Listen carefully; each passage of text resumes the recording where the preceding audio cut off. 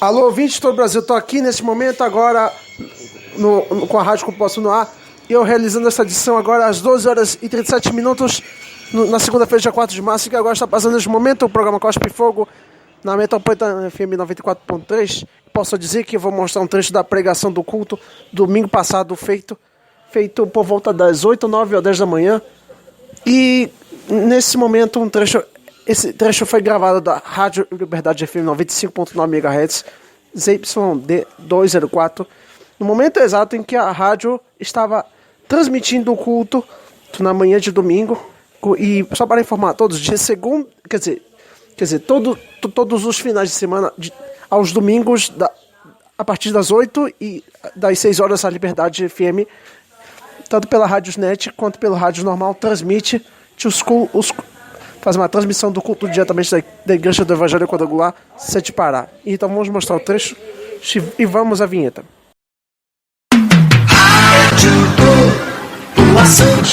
Nós não pagamos pela nossa salvação, Ele pagou no nosso lugar quando Ele disse: tudo está consumado.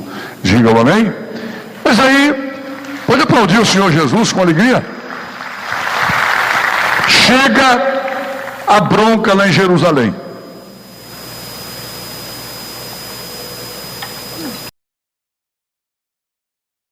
Bom, antes de continuar, vamos só dizer o seguinte, que neste trecho inicial ele estava falando algo a respeito sobre Jesus, depois circuncisão e não sei mais o que eu acompanhei o culto do domingo passado, estive lá, fiz cobertura, acompanhei tudo, eu vi tudo e estava entendendo o que ele estava falando.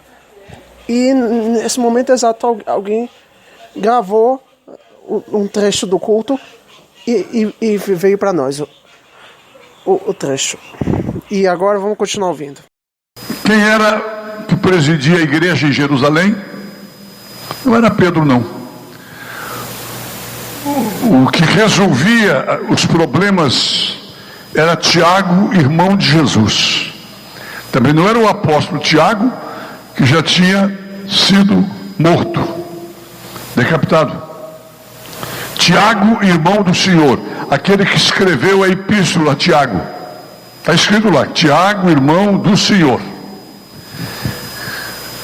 Aí Tiago reuniu. Bom, só mais uma coisa, esse culto esse trecho foi gravado no dia 3 de março, em que teve domingo. De culto na igreja do Evangelho Quadrangular e em outras demais igrejas do Evangelho Quadrangular também, incluindo em outras igrejas que não eram, porque também todos os domingos em qualquer igreja já tem culto, até numa igreja católica tem missa no caso, mas vamos continuar ouvindo. Os líderes, Saulo, que tinha vindo a Jerusalém, Barnabé, que tinha vindo junto com Saulo, e outros, e Pedro inclusive foi o primeiro que deu o testemunho da conversão lá na casa de Cornélio, o Espírito Santo sendo derramado sobre a igreja, e batizei aquele povo.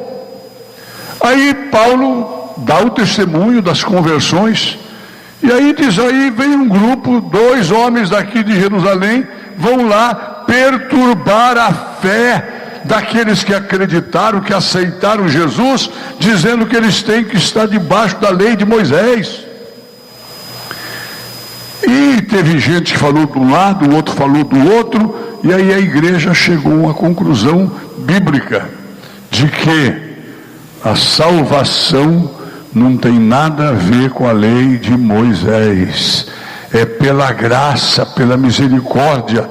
E no capítulo 15 de Atos dos Apóstolos, vocês vão encontrar, olha o que eles foram dizer lá para o pessoal de Antioquia, capítulo 15, versículo 5.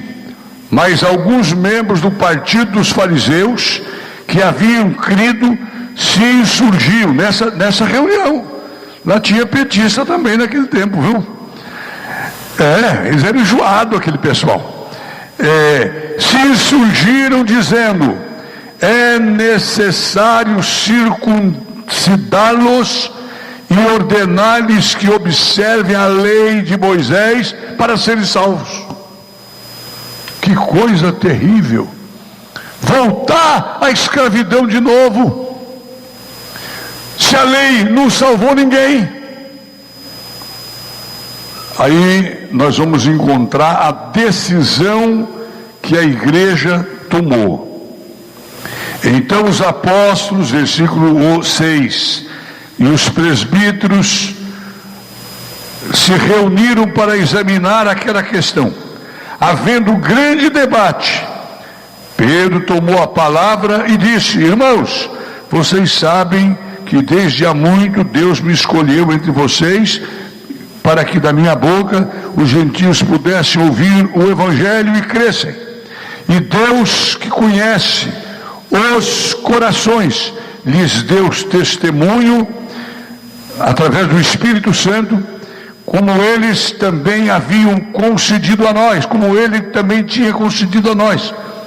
Então, e não estabeleceu distinção entre nós e eles. Para concluir, qual foi o parecer da igreja? E todos, põe aí o versículo 12, 15 e 12 de Atos dos Apóstolos, por favor, coloque no telão. Atos 15, 12.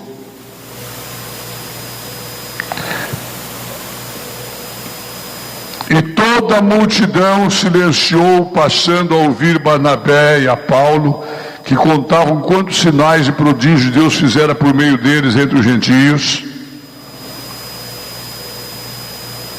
Vamos em frente, irmão, por favor. Depois que eles terminaram, falou Tiago dizendo: preste atenção na decisão, atentai nas minhas palavras. Pedro, ou Simão, expôs como Deus primeiramente visitou os gentios, a fim de constituir dentre eles um povo para o seu nome. Conferem com isso as palavras dos profetas, como está escrito. Vamos ver qual foi o profeta.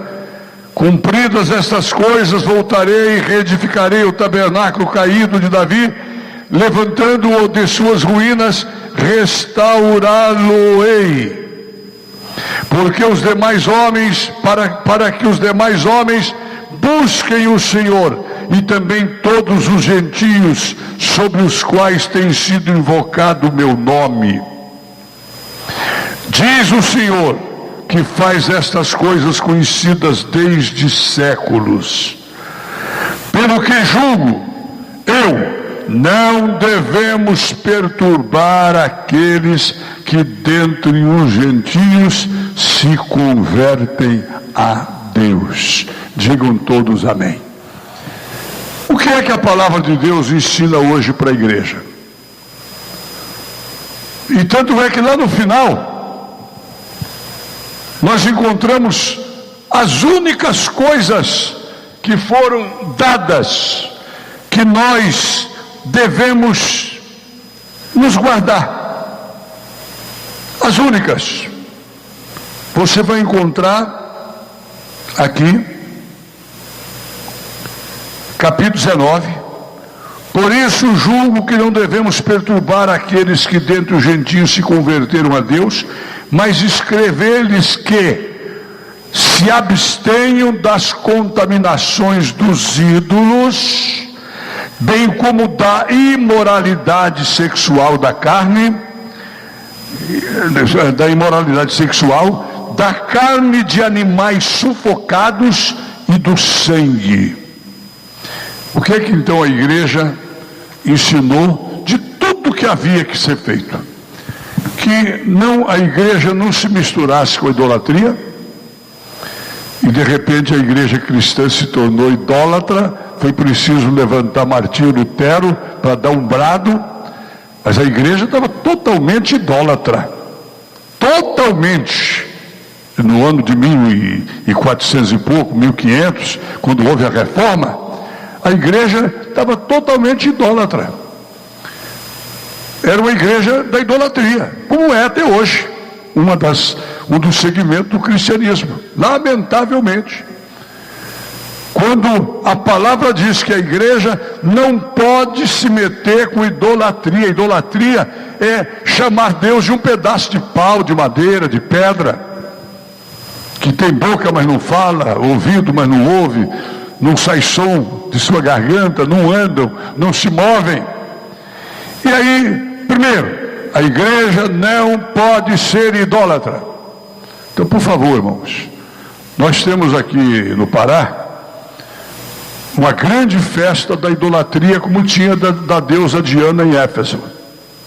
Vocês estão lembrados quando o evangelho chegou em Éfeso? Quiseram matar Paulo, porque eles acharam que tantas maravilhas estavam sendo feitas em nome de Jesus, que de repente até a Diana ia ser caçada, não seria mais santa, mas deusa, e poderia o templo de Diana ser destruído, e poderia os milhares e milhares de fabricantes de imagens da Diana perderem o seu trabalho, o seu emprego, porque o povo não ia crer mais. Era uma preocupação com a idolatria. E nós temos aqui no Pará também uma grande festa idólatra, totalmente idólatra. Jesus ali não é lembrado, não. E a igreja do Senhor Jesus não coaduna, não se mistura, não pode concordar. Se perguntarem para você o que você acha, eu acho errado. Não sou eu, é a palavra. Assim diz a palavra: não terás outros deuses diante de mim, diz o Senhor. Então o Tiago mostrou que a igreja não poderia ser idólatra. Mas também ele orientou duas pequenas coisas que não é difícil de obedecer. Que a igreja, para não se parecer com o paganismo, não deveria comer. Bom, gente, esse trecho inicial que eu estou mostrando mostra o meio e o final, logicamente, que no final ele chega com a parte da conclusão. Agora, vamos continuar ouvindo. Critérios de alimentação. Ele disse que ninguém poderia comer o sangue. O sangue era queimado no altar quando oferecido, ou quando alguém matava um animal, derramado no chão, porque o sangue era a vida do animal. E eu até vou além.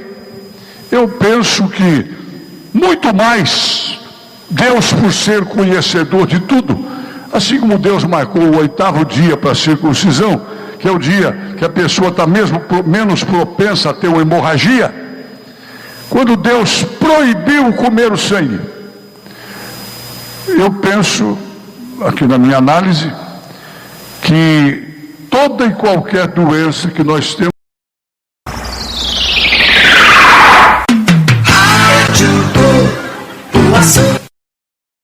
Bom, minha gente, nosso tempo aqui está acabando, mas antes de mais nada, só quero dizer que na próxima edição, essa é inicialmente a primeira parte, na próxima é a segunda parte, mas só uma coisa a acrescentar.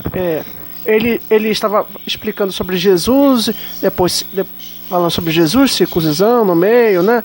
Um monte de outras coisas que estava falando, mas inicialmente vamos terminar por aqui com nossa grade de comercial. Daqui a pouco vamos encerrar por aqui essa edição. Agora nossos comerciais, por favor. E rapidamente, vamos lá. Fala, máquina.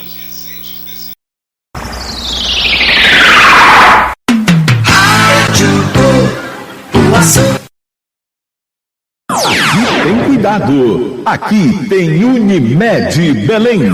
Dilepan Distribuidora. Tudo para panificação, confeitaria e cafeteria. WhatsApp 988831187. Cimentos Mizu. Cimento forte é Cimento Mizu. Rádio Cupuaçu. Rádio Cupuaçu.